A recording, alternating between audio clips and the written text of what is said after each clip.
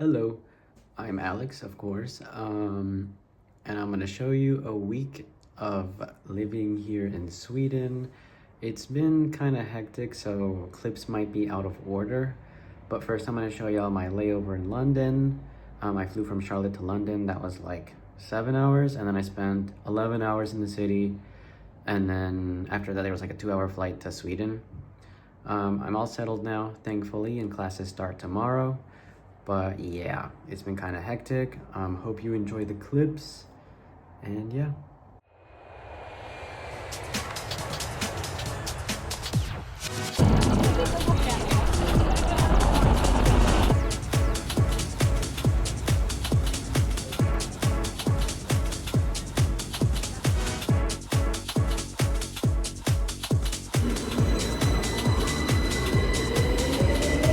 After a 2-hour plane ride and about 2 nights in Vaxholm, my cousin and I drove up to Uppsala, which is about an hour north of Stockholm.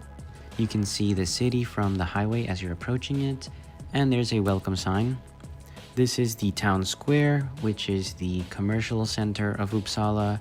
There's all kinds of stores like Åhléns, the academic bookstore, which had my course texts, and the Max Burger, which I will review in a different video, but so far it is my favorite fast food place there. There's a nice little fountain.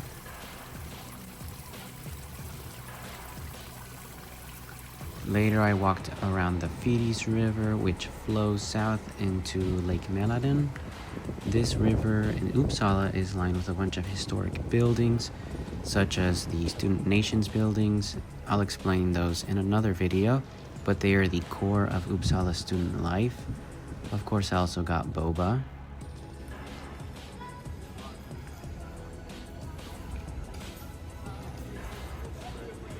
Further down the river, there's actually areas where boats dock. These boats can take you up into Lake Mälaren. Really nice excursions. This is the castle, which can be seen from the road as you're coming into the city. Uppsala Castle was built under the reign of King Gustav Vasa I in the 1500s. In 1702, it was heavily damaged by a fire, and it has been repaired to what it looks like today. Today, it is the official residence of the governor of Uppsala, and it has a museum. The yellow building you see here is Uppsala University's main library, Carolina Redviva. It was completed in 1841, and it also serves as a very important cultural point. From this balcony, spring is announced on the last week of April, where students line the streets and wave their white student caps in the air.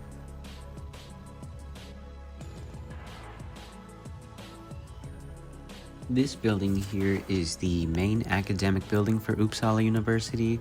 It was completed in 1887. On the outside, it has the names of some notable alumni, which I will share in just a second. It hosts a lot of lectures from guests such as Nobel Prize winners, and it has a very beautiful auditorium, which you'll see towards the end of the video.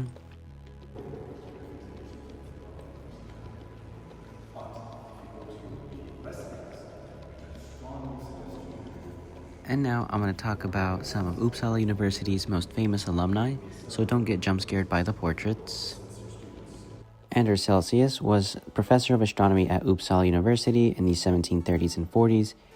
He was best known for developing an early form of the metric temperature scale, where 0 degrees is freezing point for water and 100 degrees is boiling. Another famous historical scientist from Uppsala University is Carl Linnaeus, who is the father of taxonomy. In his garden, he identified many species with his system using Latin. He is the man who coined the term Homo sapien as the scientific term for humans.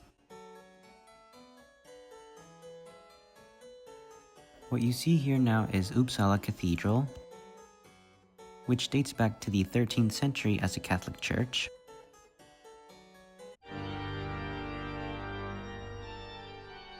This is the main nave of the church.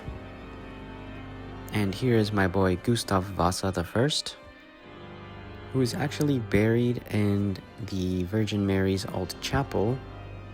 During the Reformation, a lot of the decorations were taken out. It is the largest cathedral in Scandinavia, and it has a beautiful stained glass rose window.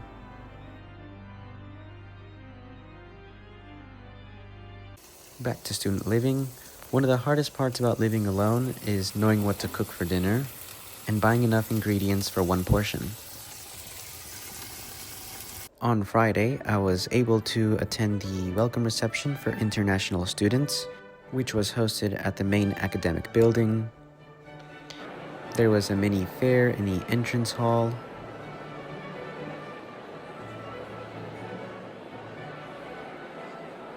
And inside the auditorium, there were guest speakers as well as performances by the jazz band and Uppsala's Royal Orchestra. Later that night, I went clubbing. And this brings us to the end of the video. So I hope you all enjoyed, and see you next time.